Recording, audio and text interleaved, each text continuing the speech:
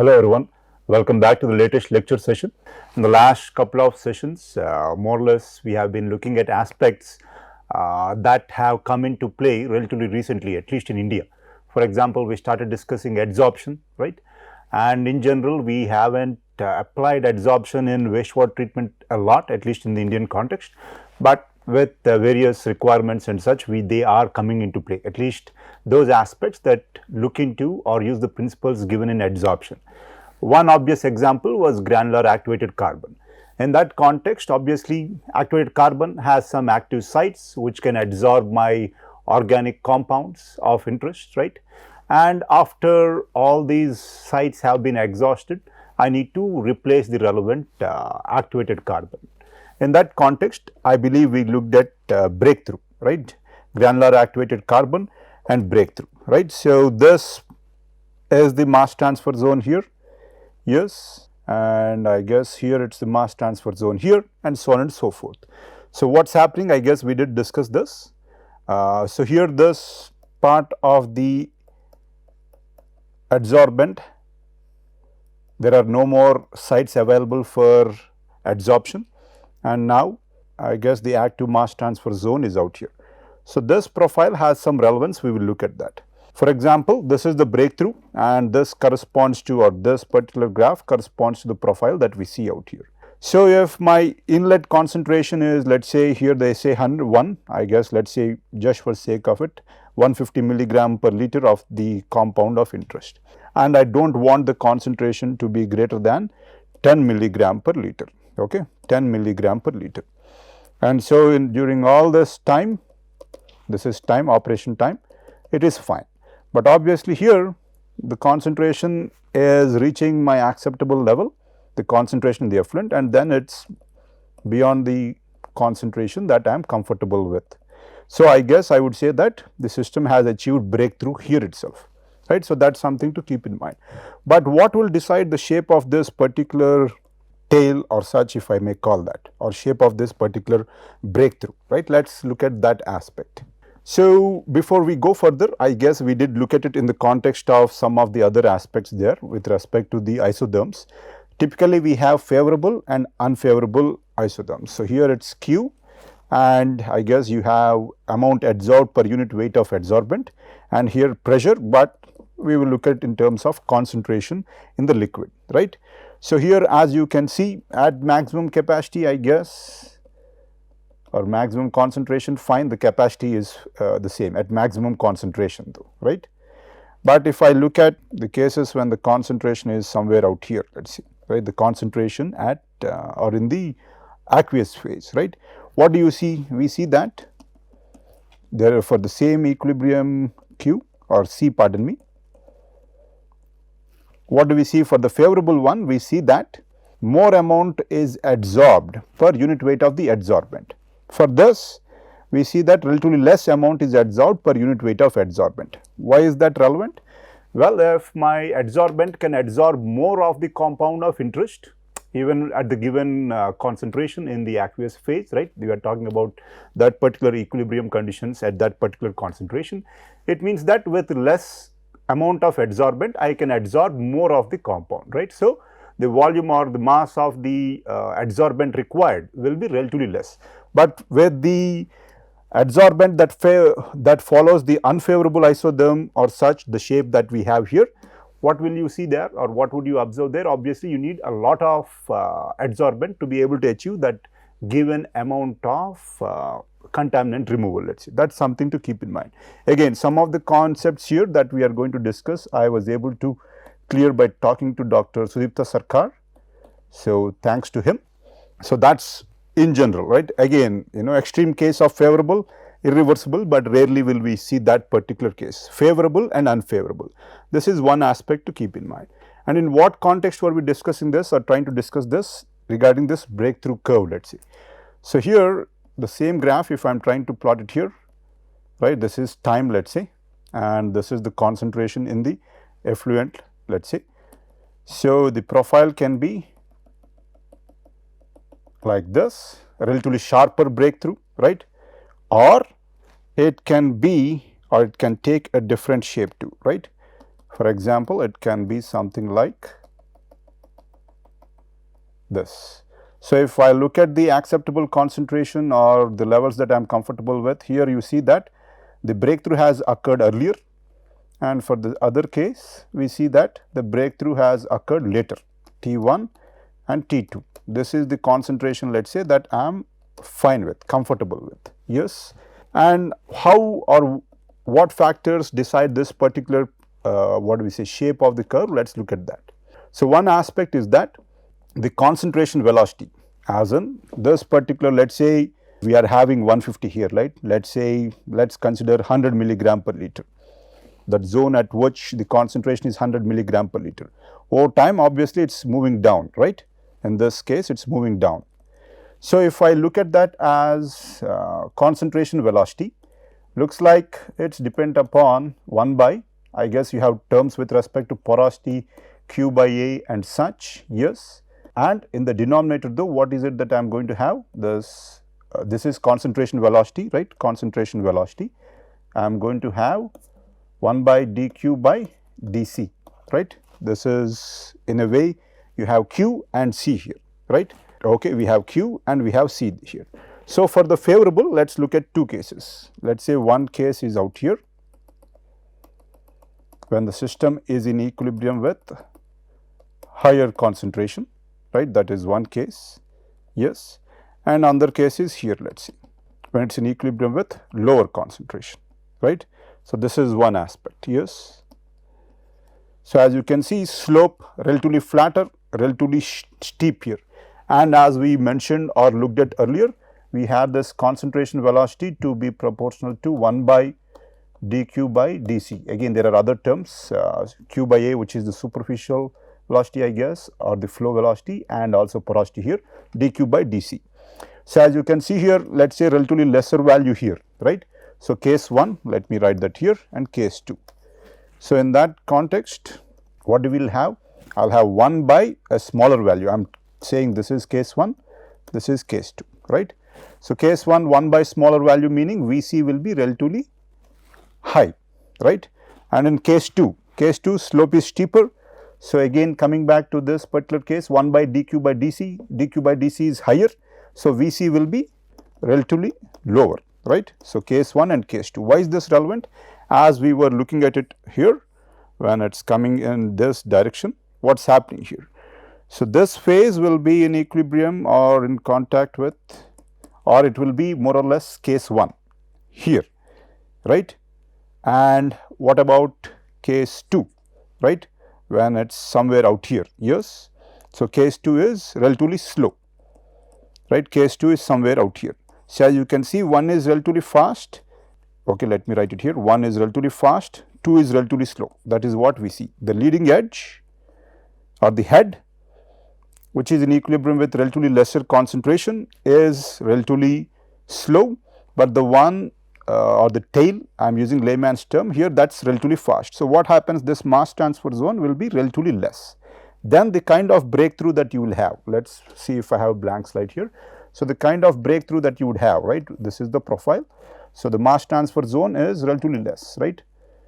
So, here and here, I guess, right. So, this is the mass transfer zone. So, that is relatively less. So, then I will have a sharper breakthrough whenever the breakthrough occurs, right. So, that is the case.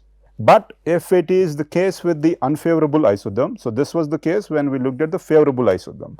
If it is the case for unfavorable isotherm, what is going to happen? The reverse is going to happen. Here we looked at case 1 and case 2, or yes, and Vc1 was relatively faster, Vc2 was relatively slower.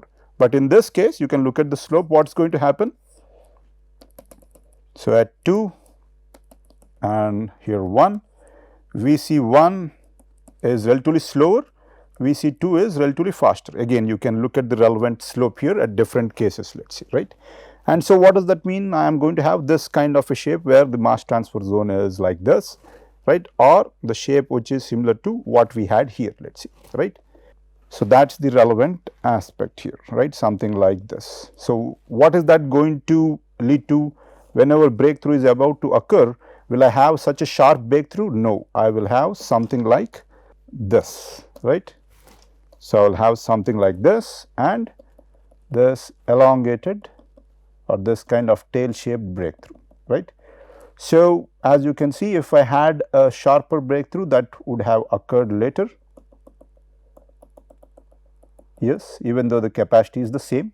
So, you see my breakthrough time is relatively lesser. So, again that is one aspect to keep in mind or consider. So, enough of this aspect for now. Let us move on to the next aspect. So, as I mentioned, we are going to look at ion exchange, right. So, again here the principle is ion exchange, right. I am going to exchange one ion for the other. Let us go about and see what it is that we have. So, as I just mentioned, ions from the solution adsorb onto solid. At the same time, an equivalent amount of ion is released. Keep in mind that we are talking about equivalents, with respect to the charge. Typically here we are talking about ion exchange and charge, right. Earlier it was adsorption, as in I had just had activated carbon, typically hydrophobicity. The compound does not want to stay in water, it comes and adsorbed onto my activated carbon. There was no exchange there, right, it was just adsorption. So, here though we are going to have ions being exchanged, as in something is going to be present on my media, right, or my backbone or the resin, and that is going to be exchanged for another ion. Why there is going to be an issue here or aspect here, we will look at that. So, let us move on. Material to which ions are sorbed, right, in exchange for ions already bound to the exchanger. Material to which certain ions are sorbed in exchange for ions already bound to the exchanger, right. So, example, what is it that I have in water? I have calcium and magnesium, and these I want to remove. They will have Ca2 plus and Mg2 plus charge, and the one in the resin has Na plus charge. So, due to the relevant affinity for calcium and magnesium, due to the relevant hydrated radius, we will come back to that later. The resin strongly prefers to have calcium and magnesium rather than Na plus.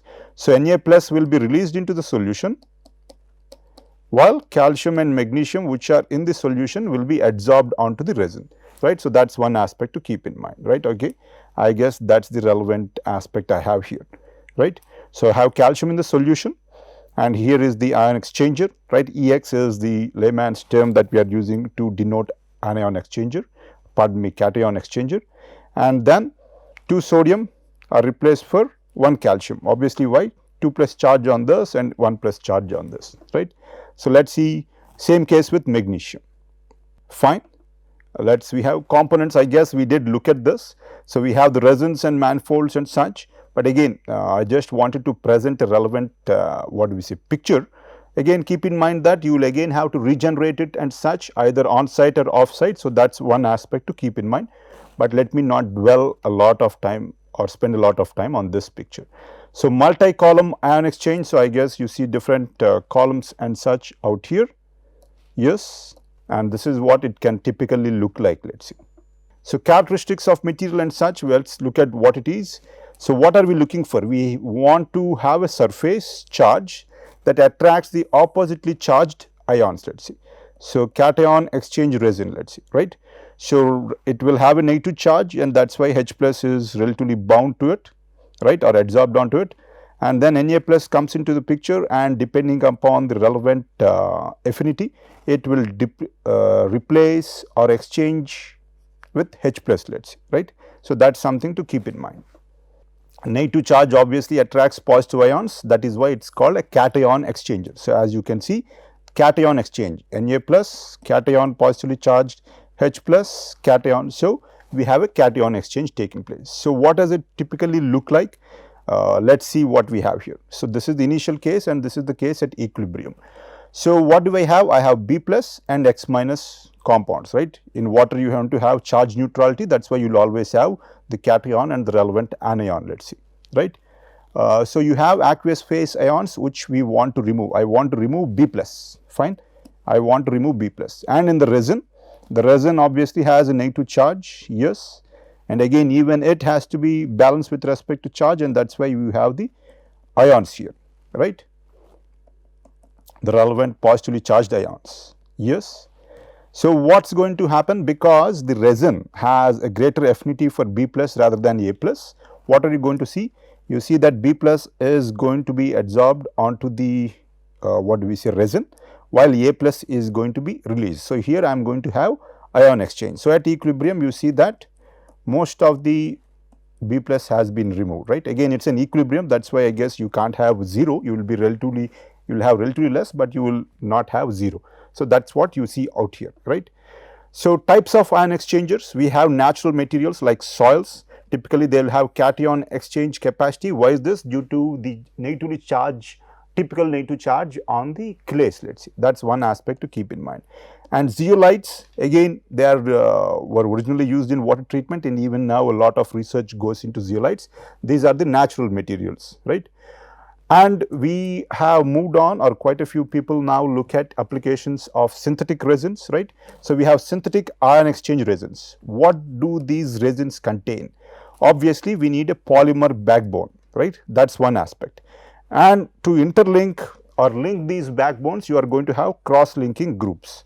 And obviously, for the exchange, you need the exchange groups, right. One is the backbone, one to cross-link or interlink, and one is the exchange group, I guess, right. So, let us look at a picture.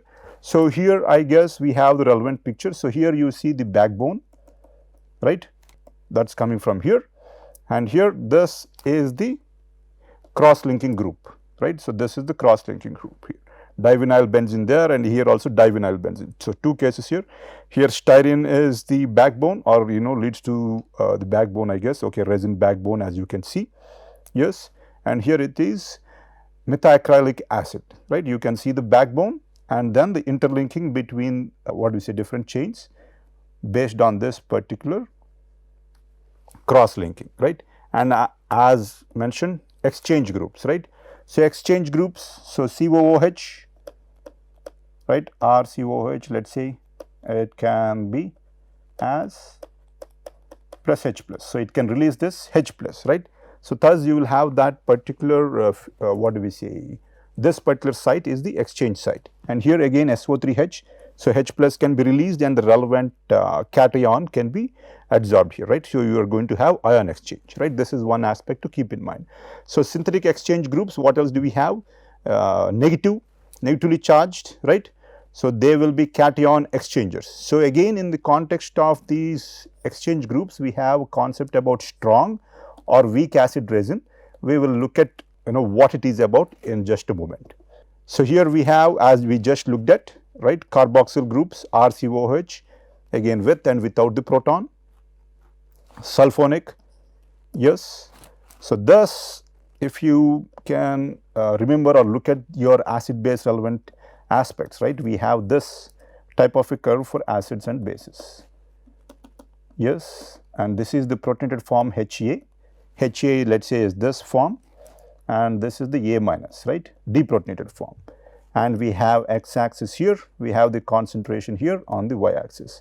As you can see, the kind of compound that is going to be present is going to be dependent upon the pH, and this particular what we say point at which the concentrations are equal is pKa, right, acid dissociation constant. So, if pH is greater than pKa, pKa is a constant based on that particular compound, again from the equilibrium constant. If pH is greater than pKa, for example here, what does it, or which form is going to predominate? This particular form, A minus, right, A minus is going to predominate. But if it is going to be present when the pH is less than pKa, which form is going to be predominant? Obviously He. So, the issue here is when the compound wants to stay as or in its protonated form HA, then obviously it is not going to function as an ion exchanger. So, obviously as you can see, pH plays a considerably important role. When will this be important? This will be important for weak acid resins. Weak acid, when do we say or call a particular compound or an acid as weak acid? When the pKa is relatively high, not relatively low, let us see, right. So, that an example of that is this carboxyl, right. And I guess this was discussed in the context of acetic acid and such. We looked at some examples in the context of acid base chemistry we looked at earlier. So, here also one aspect to keep in mind is that the capacity, right, the total capacity also increases depending on pH. If the pH is here, obviously capacity is less, because while a significant fraction are present as A minus, a significant fraction is still present as, most of it is present as HA. But if pH of the solution is here, right, relatively further from the pKa, what do you see? Most of the most of the compound is present as A minus or would want to be, and only some of it will be present as the protonated form. So, greater sites are available for ion exchange. For sulfonic, this pKa which is out here, the pKa will be somewhere out here, let us say, right. pKa will be somewhere out here. So, at almost all pH range, it can act as an cation exchanger. That is why we call this as a strong acid resin. Again, there are advantages and disadvantages depending upon which cases you want to look at, but we will not go into that now. Again, different other kinds of cation exchangers. Obviously, if I have cation exchanger, I will also have anion exchanger. Anion negatively charged, so the resin needs to have a positive charge, right. Similarly, as we just had strong and weak acid resins, we are also going to have strong or weak base resins, right. Similar concept as above. So, amines typically quaternary amines, right. So, that is one thing to keep at or look at, NH4 plus, right. So, you are going to replace the H here, right. So, that is something to keep in mind. So, let us just summarize this or understand this. So, strong acid cationic resin, typically sulfonates, relatively low pKa. That is why the operating range is, pretty much starting from 1, pH 1, right, greater than 1, let us say, right. And regenerant, okay, we will come back to this. We want to regenerate it, that is the relevant aspect too. So, the type of ions it can remove. And weak acid resin carboxylate, as you can see, it is operational only beyond its pKa, right. So, I guess we are looking at relevant pKa, and then we will understand the kind of range where it is going to be functional at. Same case, as you can see, strong base, more wider range, weak base, depending on the pKa, it is going to be able to exchange, right, the relevant anions only when the pH is less than 6. So, you can see depending upon your solution pH which one is more acceptable and not.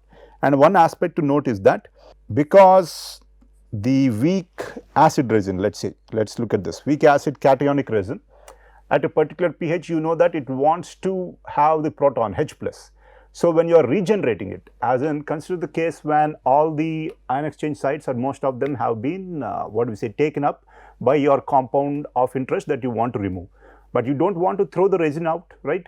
Then it is a considerable cost, and also you are going to look at what do I need to do with that particular resin. So, you will regenerate the resin. How will you do that?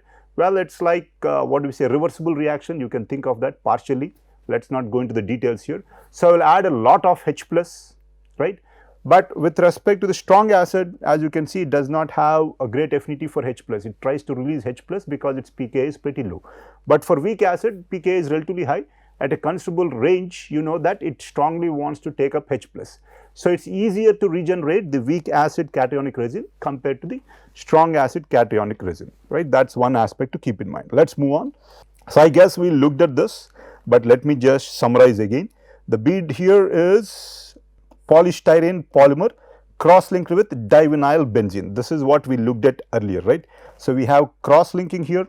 The cross-linking is due to divinyl benzene, the structure of which we looked at earlier, and here we have polystyrene polymers, I guess, right, polymer chains. I guess this is the macroscopic view which you are now looking at. Earlier we looked at the relevant compounds and such, right, with the fixed co-ions, right, minus charge balanced by mobile positively charged counter ions. So, the counter ions, so this is the mobile counter ion. For example, Na plus is the counter ion and Ca2 plus will be exchanged with this counter ion, let us say. The fixed ion is giving the relevant charge which is the negative charge to this particular weak acid resin, let us say, right.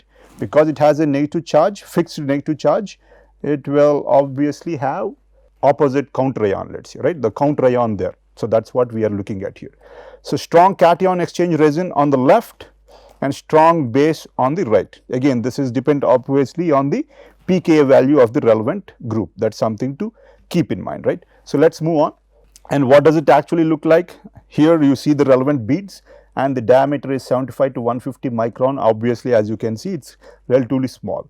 Depending upon your functionality and also the increase in volume during ion exchange, you can have or look at different kinds of sizes. Here we have relatively bigger diameter, 500 to 590 micrometer. I just wanted to present a picture so that you can understand the kind of or how it looks like, right.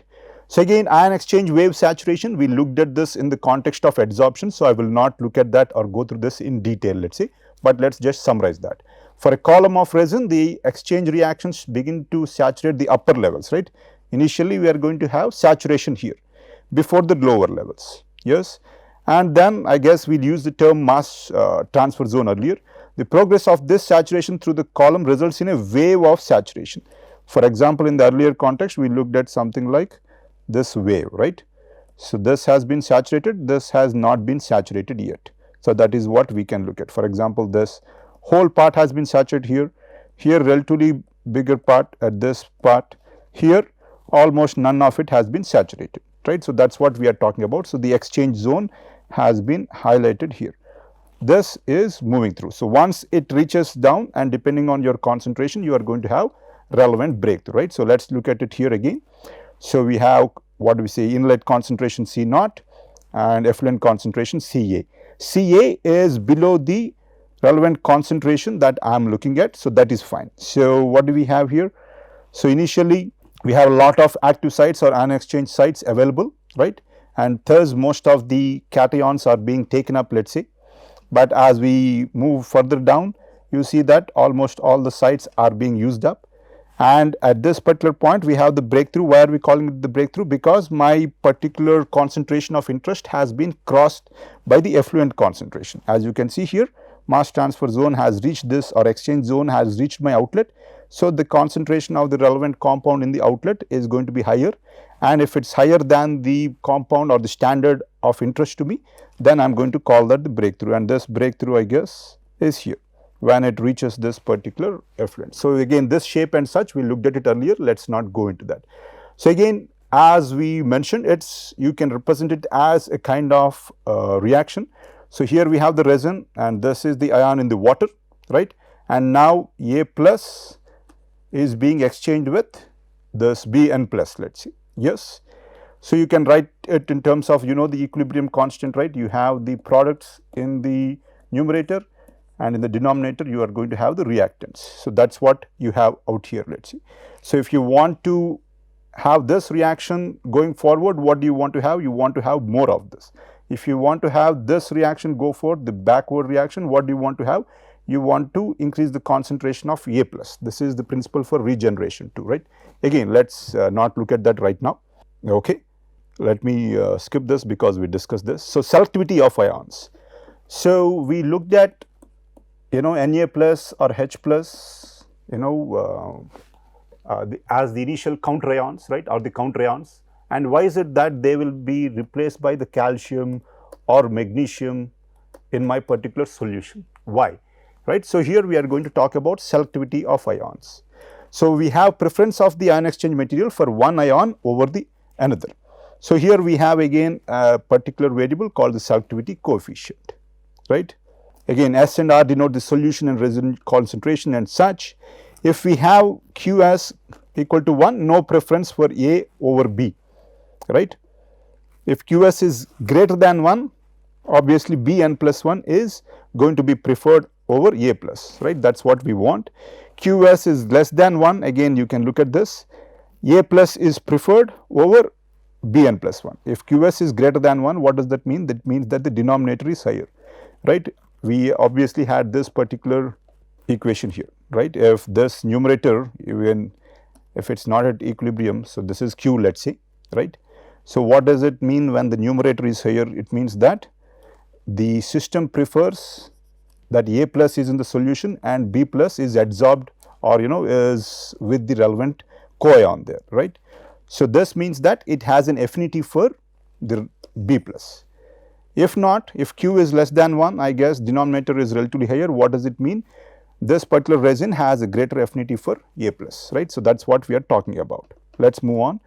So again, selectivity, stronger attraction to multiple charged ions Ca2 plus than singly charged. Okay, fine. Why is this? The whole principle is that you are going to have ions, let's say calcium, and you are going to have its unhydrated radius, right? Another aspect is the hydrated radius, as in you are going to have, again, water is polar, you are going to have some of these water molecules surrounding this particular calcium ion.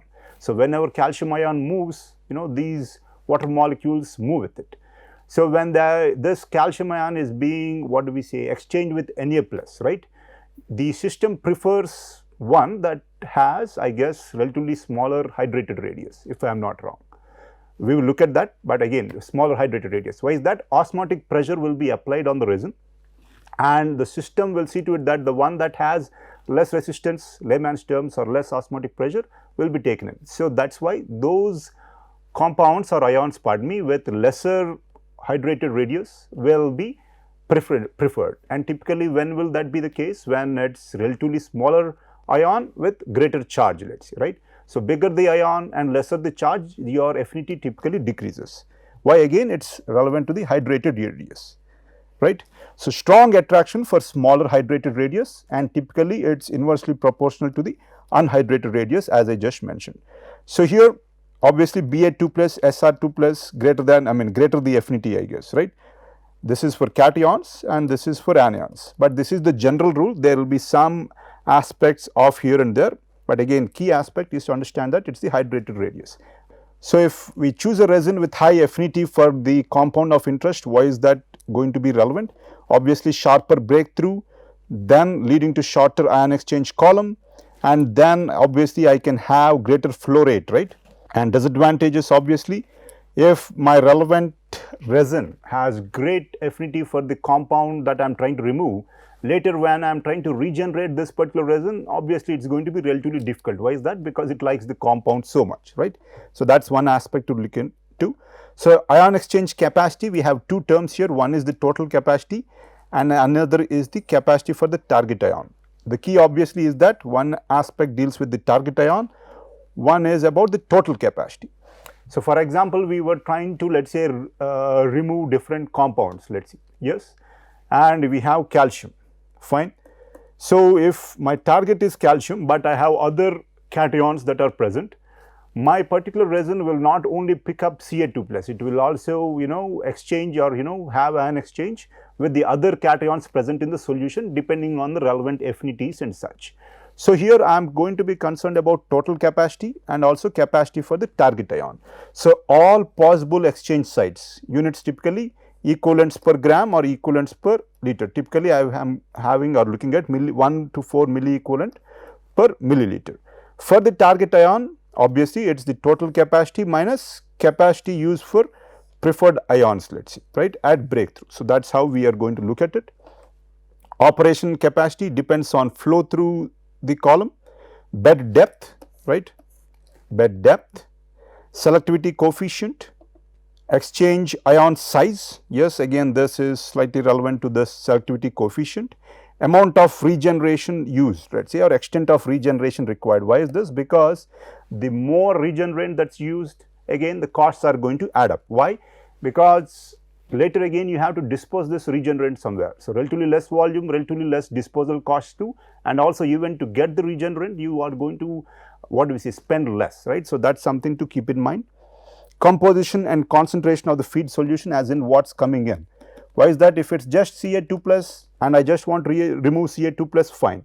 But if I have other compounds of interest, let's say with greater charge and such, right, let's say there is Fe3 plus, well, I don't think there will be, and assuming that the affinity is relatively higher than Ca2 plus.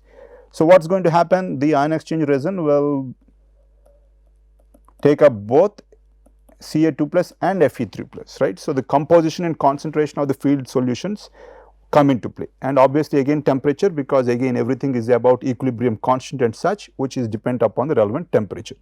And if when I say desired quality of water, we know that we are talking about breakthrough, right. If my desired quality of water is somewhere out here, low concentration, I'll have one particular operating time. If my breakthrough is relatively later, or if I can accept relatively higher concentration of the compound in my outlet, I'm going to have a different breakthrough time, right. These are the aspects that come into play. And one aspect to note when people come up with this different kinds of ion exchangers and such is the affinity. As in, fine, my resin can remove the calcium or the compound of interest, right, or chromium and such. But what about all the other ions that are also going to be present in the solution? So we obviously have to look at that data too. as in the selectivity for that particular compound, especially when we consider the background concentration of the other what do we say, competition, which is from the other cations or such. We are talking about Ca2 plus. For example, people typically conduct experiments only on that particular ion of interest and say, hey, it's 100% removal. But if it's actual water, you are going to have other ions too, right? And these ions are also going to compete for these ion exchange sites, especially because these other ions will be at higher concentration. The compound of interest which you want to remove, which is toxic, will be typically at relatively low concentration. So then you have to look at these aspects, right? Let's move on. So ion exchange, where do we use that? Obviously softening, removal of calcium and magnesium, right? Na exchange and regenerate with NaCl, let's see, right? Nitrate removal, again Cl minus is exchanged, nitrate is NO3 minus, and again you are regenerating with NaCl. So perchlorate, very stable, right? Again Cl minus exchange depends upon the kind of charge, Ca2 plus and Mg2 plus, obviously Na plus or H plus exchange, and with respect to the anions nitrate and perchlorate, we are going to have Cl minus exchange and regenerate with NaCl. So toxic metal removal, like for example lead and mercury, we are going to look at regeneration with HCl. Why is it? To keep the pH low, to keep the metals in solution. If the pH is high, again you are going to have precipitation of these metals and such. That is not what you want, right? You do not want precipitation to occur, right? That is something you want to avoid. That is why I guess we are looking at HCl, right?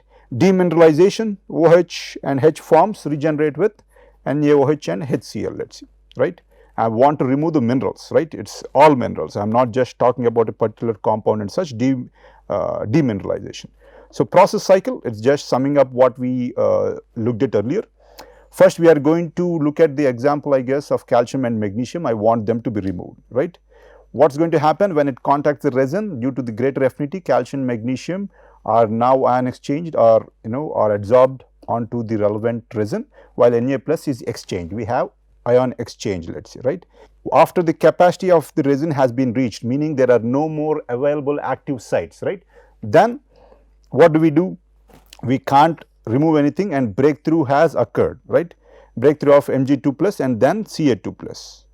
So resin is taken out and then regenerated with concentrated NaCl. As we know, it is like a reversible reaction. So the greater the concentration from one side, you are going to follow Le Chatelier's principle and it is going to move in the other direction. So more regenerant is not ideal. Why? Okay, we will come back to this. Okay, why? Here it is higher cost, but if it is more regenerant or more concentrated, more effective regeneration. But we have to balance it out with the needs of higher cost, let us see. Or if typically we look at counter current, right? Counter current as in this and this direction. So that is counter current and reuse of the regenerant. Again, as mentioned, these cases of ion exchange and such, all these are fine, but those are, there are a few people who look at degradation, ion exchange and then degradation on in situ. Why is that great? Because right now what are we doing? What do we say, having NaCl and then regenerating the relevant solution. Fine. I have now, what do I have? I have a lot of NaCl, fine, and let us say I have my what do we say, high concentration of calcium and magnesium. Fine, these are not very toxic, maybe that is fine. But if I have let us say lead, right, or mercury, then after regeneration what do I do with it? So the key issue is that ion exchange adsorption, we are only changing the phase of the compound from aqueous phase to the solid phase or adsorbed onto the resin. But we still need to look at the disposal cost, so that is something to keep in mind. Let us move on. So strong acid, right? Strong acid resin, right? That is what we have, and it now exchanges calcium with sodium. That is what we see out here. Weak acid too, I guess, but again here a greater operational range of pH, relatively limited. Why? Because it is weak acid and we have to look at the operational range based on the pKa, right? So strong base, OH minus, Cl minus exchange, weak base, I guess, right? So again, you can have different kinds of weak base, it is kind of an exchange here. Let me move on. Exchange and regeneration. So it is a reversible reaction, right? It is like A plus B goes to C plus D. A is the resin with Na plus, C is the resin with Ca2 plus. So, if I want to move it in this direction, what will I do? I will add a lot of D, right, and then rather than going in the forward direction, it will go in this, right. So, it is not a reaction, but that is the principle here. Direction of the reaction is reversible, the Chatelier's principle. By applying high concentration of the ion, regeneration process occurs, right. We looked at this. So, we have this, right, this is my resin and it is exhausted. I want to regenerate it. What do I need to do? I am going to regenerate it in this way. Okay, fine.